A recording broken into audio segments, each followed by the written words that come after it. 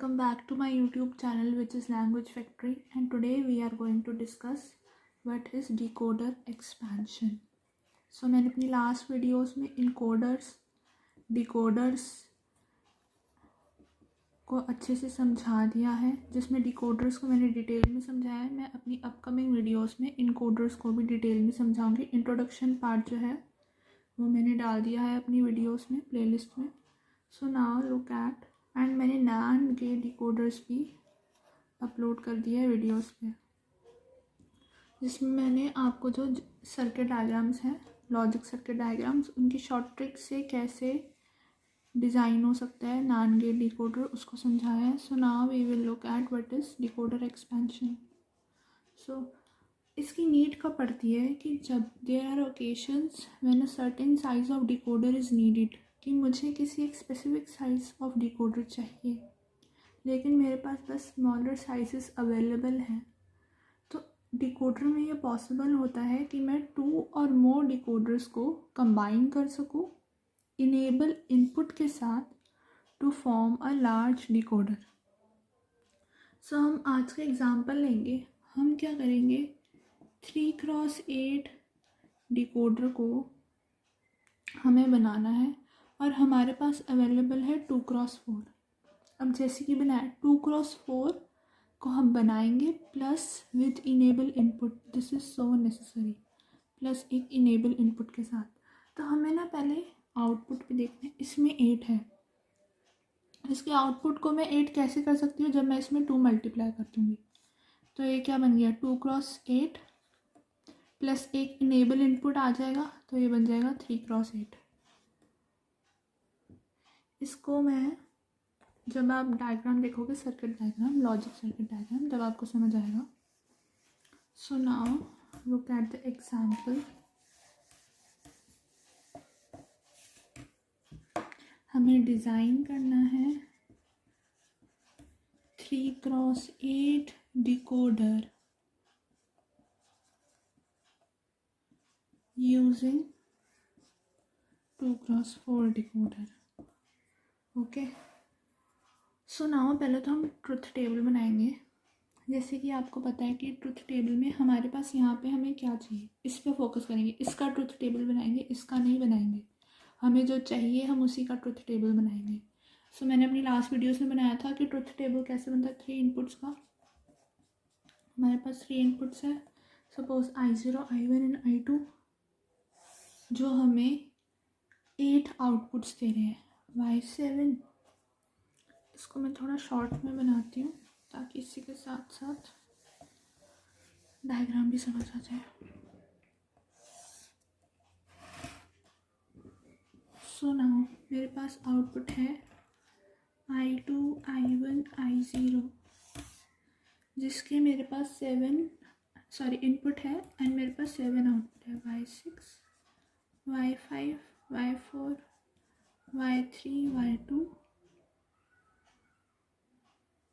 Y1, Y0। So now हम 3 inputs का truth table कैसे बनाते हैं, 4 बारी 0, 4 बारी 1, 2 बारी 0, 2 बारी 1, 2 बारी 0, 2 बारी 1, 0 1, फिर 0 1, फिर 0 1। एंड नाउ इसका आउटपुट कैसे मिलता है, मैंने आपको बताया था कि डिकोडर्स में आउटपुट कैसे मिलता है कि जब हम पहले अपना फर्स्ट इनपुट देखेंगे 0 0 0 0 0 0 क्या होता है, 0 ही होता है। तो Y0 पे हम 1 डाल देंगे एंड बाकी सब पे 0 डाल देंगे। ये मैंने अपनी लास्ट वीडियोस में आपको समझाया है। 0 0 1 क्या होता है, 1 होता है। तो Y1 पे हम 1 डाल देंगे, बाकी सब पे 0। सिमिलरली ऐसे ही होता जाएगा। एंड जब NAND गेट डिकोडर होता है तब उल्टा हो जाता है, 0 की जगह 1 आ जाता है और 1 की जगह 0 आ जाता है। 1 1 क्या होता है, 3,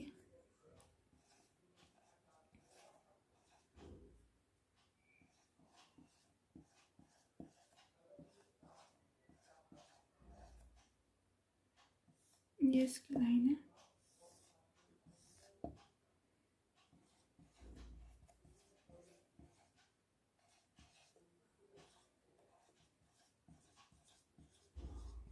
similarly last one,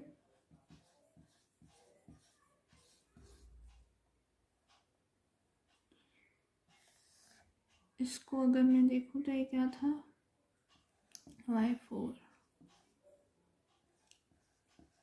so now अब इसको ध्यान से देखो, हमारा जो ये ट्रुथ टेबल है इसके इनपुट्स में ये I2 एंड I1 कॉमन है 0 1 0 1 0 1 से, लेकिन जो I2 है वो पहले 0 0 जा रहा है फिर 1 1 जा रहा है। तो अगर मैं बस इन दोनों को देखूं ज़ीरो वाले के पार्ट में कि जब I2 0 है एंड I0 एंड I1 0 1 हो रहे हैं, तो मैं देखती हूँ कि इसका जो डायग्राम है वो यहाँ तक बन रहा है y3 तक, है ना। ये तब सर्किट वर्क कर रहा है जब I0 एंड I1 0 1 0 1 0 0 0 0 1 1 0 1 1 है, तो इतना सर्किट जो है वो वर्क कर रहा है। और जब I2 1 है और बाकी सब ये 0 1 0 1 0 0 है, तब इतना सर्किट वर्क कर रहा है ना। ऐसा ही हो रहा है। सो अब इसी को देख के अब हम अपना लॉजिक सर्किट डायग्राम बनाएंगे। अब हमें पता है कि जब इनेबल इनपुट जो है वो 1 होता है तभी जो है हमारा सर्किट वर्क करता है।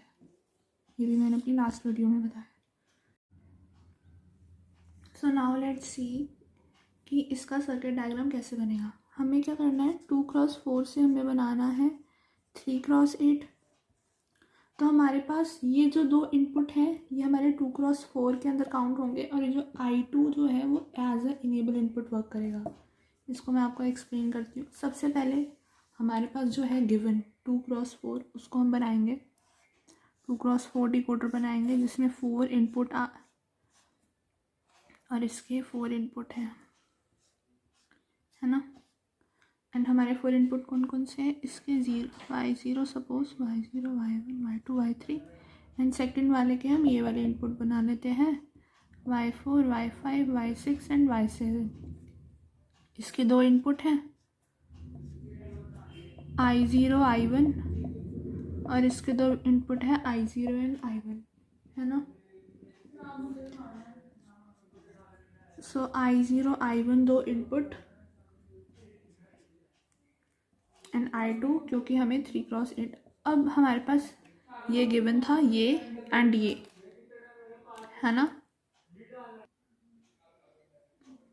सो नाउ अब हम इसे कंबाइन कैसे करेंगे 3x8 के लिए। 3x8 का तो हमारा आउटपुट ऑलरेडी बन गया है 2x4 से कि हमने दो इसको कंबाइन करा है तो हमारा 8 का आउटपुट बन गया है। अब नाउ लुक, जब I0 एंड I1 जब यहाँ पे देखें तो ये किसको आउटपुट दे रहा है, y0 y1 y2 and y3 को फर्स्ट केस में। तो I0 जो है इससे मिल रहा है, I1 जो है इससे मिल रहा है। अब हम अपना देखें इनेबल इनपुट की तरह जो वर्क कर रहा है I2। मैंने बताया इनेबल इनपुट 1 होगा तभी वर्क करेगा।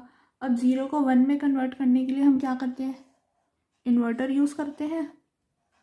तो इसको मैं इन्वर्टर से लेके जाऊंगी और ये जो क्या करेगा इनेबल इनपुट की तरह काम करेगा, जो मेरे 0 को जो है 1 में कन्वर्ट कर देगा। अब नाउ हम अपने ऊपर वाले केस को देखते हैं। इसमें भी जो है I0 है वो आ रहा है एंड I1 जो है इसमें भी आ रहा है ना। इसको जो I0 एंड I1 है y4 y5 y6 and y7 को आउटपुट दे रहे हैं। अब इसमें क्या है, इनेबल इनपुट हमारा 1 है तो हमें जो है इन्वर्टर की इसमें नीड नहीं है। तो हम क्या करेंगे, इसको सीधा जो है कंबाइन कर देंगे क्योंकि इसके पास ऑलरेडी 1 इनपुट है और हमें आउटपुट में 1 ही चाहिए। दिस इज़ सो ईजी, इसमें कुछ कंफ्यूज होने की बात नहीं है। So I hope you find my video helpful, and if you find this helpful then please don't forget to like, share and comment and subscribe my YouTube channel which is Language Factory. Thank you.